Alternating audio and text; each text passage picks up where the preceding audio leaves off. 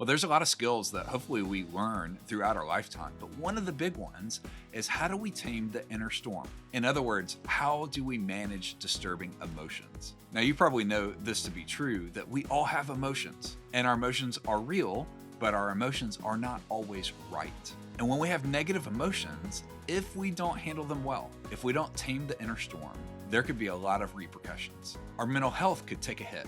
We'd end up with anger and fear and just a lot of pent-up emotion. Our relationships might suffer. When we have intense emotions, sometimes it creates distance between us and other people. Often when we don't tame that inner storm, our decision-making becomes so clouded that it's impossible to make a great decision. And if we're not careful, it'll hurt us in our professional world. And on top of all of that, disturbing emotions that aren't managed well end up taking a physical toll on all of us. So what do we do with that? Well, one of the things that we found super helpful with the people that we talk with and walk with is to describe two extremes. On one extreme, when you've got disturbing emotions, is to do too little. This is a place of deficiency. This is where you stuff it. On the other end of the spectrum is where you do too much. You live in excess. You abuse the emotion. But the place that's super helpful, the place that's actually healthy, is somewhere in the middle.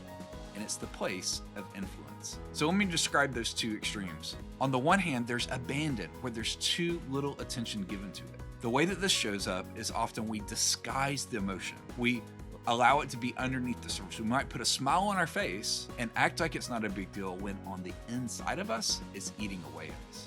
The abuse side, the other extreme, is when we demonstrate the emotion. Instead of stuffing it on the inside, we blow up. We demonstrate it to the people around us.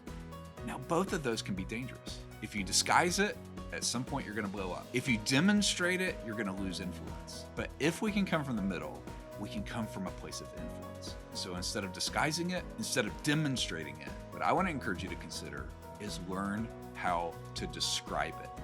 Learn how to describe the negative emotion. So instead of stuffing it and acting like it's not a big deal, instead of demonstrating it and blowing up and spilling on the people around you, describe the emotion as if you were a reporter, able to check in, not embellishing the facts, but describing what's going on inside of you.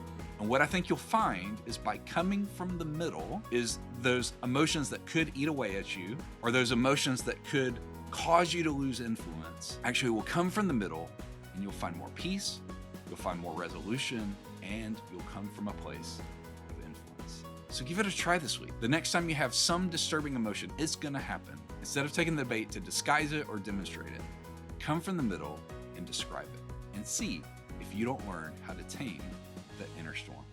Have a great day.